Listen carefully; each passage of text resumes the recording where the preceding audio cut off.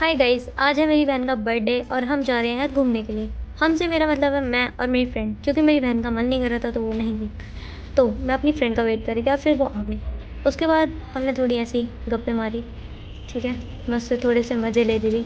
उसके बाद फिर उसको अचानक से मेरे वर्ड्स देख के आ रहा है कि वो अपने वर्ड्स लाना भूल गई। तो मैंने उसको बोला चल मैं ले मेरे वाला एक ले ले, हम दोनों साथ में गाने सुनेंगे।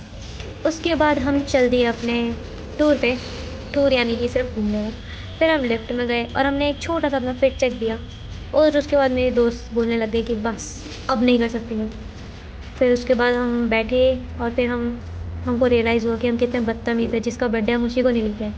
फिर उसके बाद इतनी बदतमीज़ी करने के बाद हमने ये खाया पिया। उसके बाद थोड़ी एस्थेटिक फ़ोटोज़ ली और उसके बाद मैंने अपनी फ्रेंड को बोला कि अपने पति को बोलियो कि ऐसे डिनर सेट वो तेरे को ला के दे।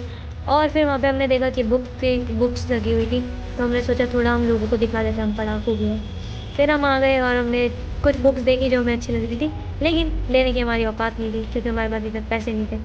तो फिर हम चुपचाप बस वीडियो बना के आ गए। और फिर अब हो गया हमारा घर जाने का टाइम। हमने बाहर देखा, बाहर बिल्कुल खाली था, कोई इतनी धूप में नहीं घूम रहा। फिर उसके बाद हमने देखा एक बड़ा सा गिलास जो मेरी मम्मी के लिए चाय पीने के लिए बहुत बढ़िया है। फिर उसके बाद हम बाहर निकले तो फिर हमें धूप लग गई बहुत ज़्यादा ही। फिर हमने देखा कि बाप रे, इतनी धूप में कौन आता है, कौन पागल है जो आ जाता है।